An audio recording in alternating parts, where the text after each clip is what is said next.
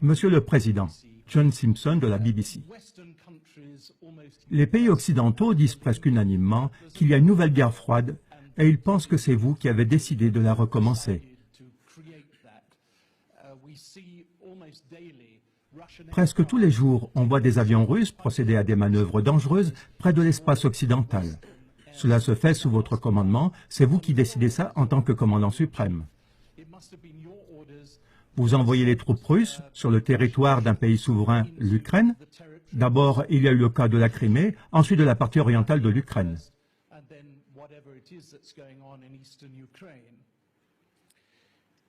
Maintenant, vous avez un certain problème avec le cours du rouble. Vous allez avoir besoin de l'aide, de la compréhension et du soutien d'autres pays, et notamment des pays occidentaux. Est-ce que vous allez profiter de cette occasion pour dire à l'Occident, si je puis me permettre de poser cette question, que vous ne souhaitez pas une nouvelle guerre froide et que vous allez maintenant faire tout votre possible pour résoudre le problème en Ukraine? Merci.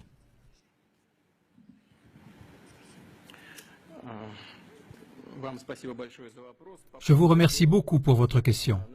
Tout d'abord, en ce qui concerne les exercices militaires, les manœuvres aériennes et l'expansion de nos forces armées. Vous avez dit à l'instant que la Russie a considérablement contribué à la tension qu'on voit actuellement dans le monde. La Russie y a bien évidemment contribué, mais seulement dans l'intention de défendre toujours plus fermement ses intérêts nationaux. On n'attaque pas l'Occident. Je veux dire attaquer dans le sens politique. On n'agresse personne. On ne fait que défendre nos intérêts. Le mécontentement de nos partenaires occidentaux, notamment des Américains, est lié au simple fait que nous défendons nos intérêts. L'augmentation de la tension n'est pas liée à nos manœuvres militaires ou à d'éventuelles actions menaçantes de notre part dans le domaine de la sécurité. Je m'explique. Vous avez parlé des vols de nos avions de combat, y compris des vols de nos avions stratégiques. Mais est-ce que vous savez qu'au début des années 1990, la Russie a complètement arrêté les vols stratégiques dans les régions éloignées, comme l'Union soviétique le faisait auparavant? Nous les avons complètement arrêtés. Mais pendant ce temps, les avions stratégiques américains ont continué à voler avec des armes nucléaires à bord. Pourquoi? Contre qui? Qui menaçait-il? Nous n'avons pas effectué de vol. Année après année, nos avions n'ont pas volé. Il y a 2 ou 3 ans que nous avons recommencé. Alors, qui est le provocateur? Est-ce que c'est nous? Nous n'avons que 2 bases militaires à l'étranger dans des zones qui représentent un danger terroriste. Au Kirghizistan, la demande a été faite par les autorités kirghizes, par le président de l'époque, Akev, après une incursion de terroristes venus d'Afghanistan. Au Tadjikistan, il y a une base russe qui est aussi sur la frontière avec l'Afghanistan. Je pense que vous avez tous intérêt à ce que la situation reste calme là-bas. L'implantation de bases là-bas est bien fondée, compréhensible et adéquate. Les bases militaires américaines, elles, en revanche, sont partout dans le monde. Et vous dites que nous nous comportons agressivement?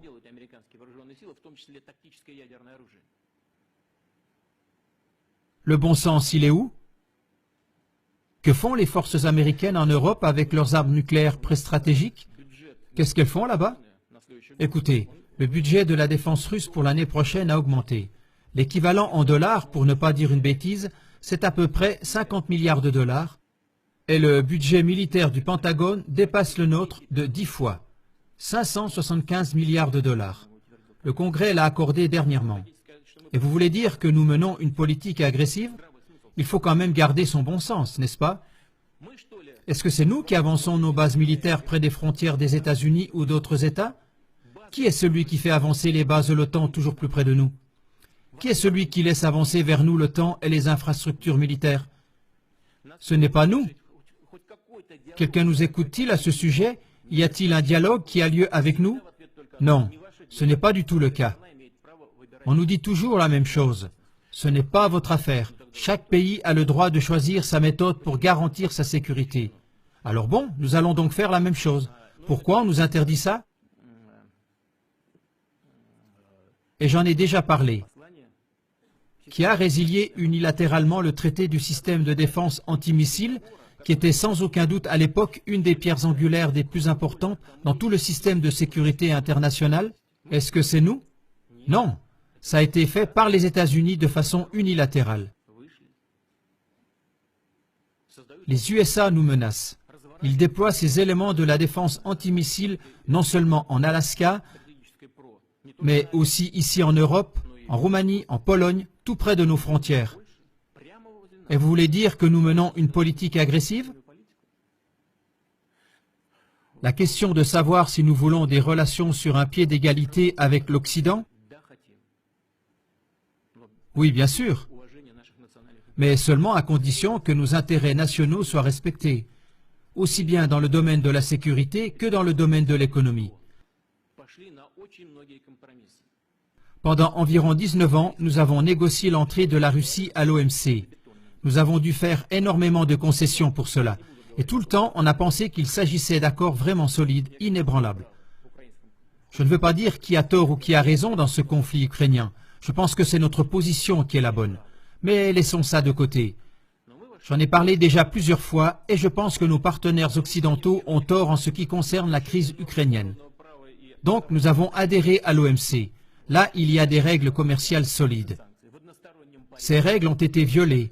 Les règles du droit international ont été violées et les règles de la Charte des Nations Unies ont été violées lorsque des sanctions économiques illégitimes et unilatérales ont été infligées à la Russie. Est-ce de nouveau nous qui avons tort? Nous voulons entretenir des relations tout à fait normales avec l'Occident dans le domaine de la sécurité, dans la lutte contre le terrorisme, dans le domaine de la non-prolifération des armes nucléaires. Nous voulons collaborer dans le domaine de la lutte contre la drogue, contre le crime organisé et pour la prévention des maladies infectieuses, y compris le virus Ebola. Tout cela, nous allons le faire ensemble, y compris dans le domaine économique, si nos partenaires occidentaux veulent bien.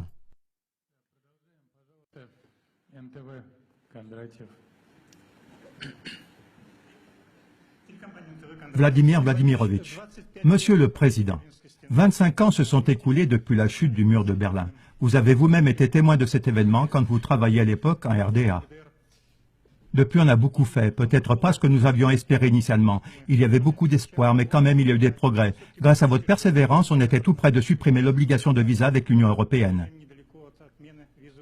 Et maintenant, en cette année d'anniversaire de la chute du mur, en quelques semaines à peine, il y a à nouveau un mur qui est érigé. Pas en béton, mais il est là. Un mur invisible d'aliénation, de méfiance, d'accusations réciproques. Et où pensez-vous que ce refroidissement va nous conduire? Certains parlent déjà d'une nouvelle guerre froide.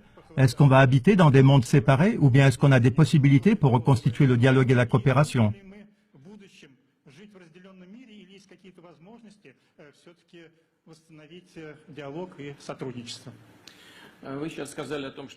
Vous avez parlé de la chute du mur de Berlin et actuellement on voit que de nouveaux murs sont en construction.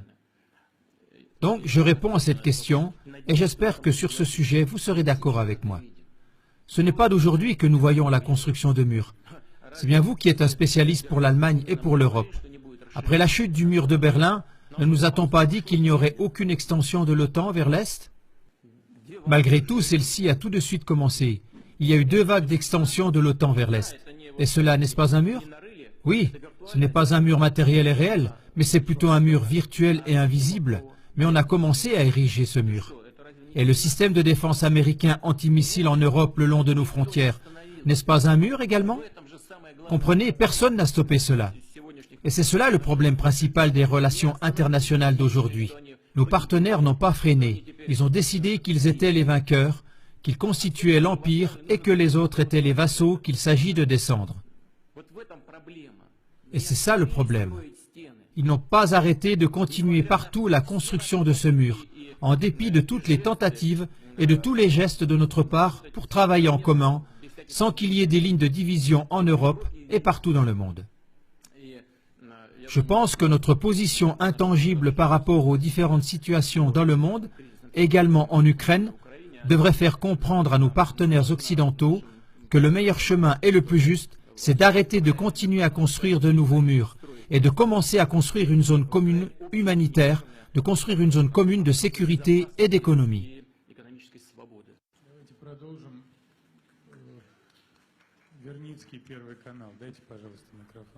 Monsieur le Président, ce qui se passe actuellement avec notre économie, est-ce le prix pour la Crimée? C'est maintenant le moment de l'avouer honnêtement.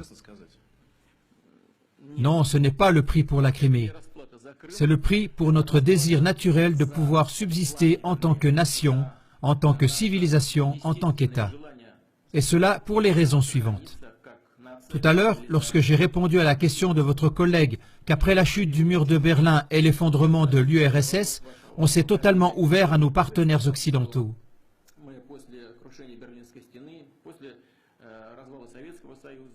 Et qu'est-ce qu'on a pu voir ensuite? Le soutien direct et total du terrorisme dans le Caucase du Nord, c'était de l'aide en direct. Comprenez-vous? C'est ainsi qu'agissent les partenaires? Je ne vais pas entrer dans les détails, mais c'est un fait et tout le monde le sait. Dans chaque question, quoi qu'on fasse, on aboutit toujours à des problèmes, à des résistances et à des luttes contre nous de la part de l'Occident. Rappelons-nous les Jeux Olympiques de 2014 à Sotchi. De quelle manière notre pays s'est préparé pour cet événement, avec quel enthousiasme et quelle joie nous l'avons fait? Avec ces Jeux Olympiques, nous avons voulu organiser une fête non seulement pour nous, mais aussi pour les amis du sport du monde entier. Et c'est un fait réel qu'on a essayé comme jamais auparavant, et jamais avec une telle ampleur, et jamais de façon aussi clairement coordonnée, de discréditer et de calomnier non seulement les préparations pour les Jeux, mais aussi les Jeux Olympiques eux-mêmes. C'est un fait évident. Mais pourquoi cela? Qui a besoin de cela? Et ça continue sans fin. Lors de la réunion du club Valdai, j'avais déjà utilisé l'image de l'ours russe. Pour beaucoup de gens, l'ours symbolise la Russie. À ce moment-là, j'avais comparé la Russie à l'ours qui protège sa taïga. Si nous continuons à analyser cette image de l'ours, alors moi-même j'ai parfois la pensée que notre petit ours devrait effectivement se tenir tranquille et qu'il devrait arrêter peut-être de chasser les marcassins à travers la taïga et à la place manger peut-être seulement des baies et du miel. Peut-être qu'alors on laisserait l'ours tranquille. Non, on ne le laissera pas tranquille parce qu'on voudra toujours enchaîner l'ours. Et dès qu'ils y arriveront, ils arracheront les dents et les griffes à l'ours. Dans notre langage moderne, cela représente les armes nucléaires de dissuasion. Dès que cela arrivera, que Dieu nous en protège, l'ours lui-même deviendra inutile et on s'appropriera la taïga. Car à plusieurs reprises, nous avons entendu de la bouche de représentants presque officiels de l'Occident qu'il est injuste que toute la Sibérie, avec ses ressources illimitées, n'appartienne qu'à toute la Russie. Est-ce donc injuste? Arracher le Texas au Mexique? C'était donc tout à fait correct? Que nous vivions sur notre propre territoire, ce serait donc injuste et pour cela on devrait diviser nos terres? Et dès que les griffes et les dents ont été arrachées à l'ours, alors on n'aura plus besoin de l'ours, on fera de lui une descente de lit, un ours empaillé. Et donc, il ne s'agit pas du tout de la Crimée. Il s'agit de défendre notre autonomie, notre souveraineté et notre droit d'existence. C'est ça que nous devrions tous comprendre. Si nous partons du fait qu'à peu près 25% de la situation de notre problème économique actuel est causée par les sanctions occidentales, et c'est ainsi, ces sanctions sont de 25 et 30% responsables de la situation actuelle. Nous devons comprendre cela et décider si nous voulons nous maintenir et combattre, et ce faisant, nous améliorons notre structure économique en utilisant les sanctions comme tremplin. Et ainsi, nous deviendrons plus indépendants, renouvelés par ces temps difficiles. Ou alors, voulons-nous que notre peau d'ours soit accrochée au mur? Voilà le choix devant lequel nous nous trouvons. Et cela n'a rien à voir avec la Crimée.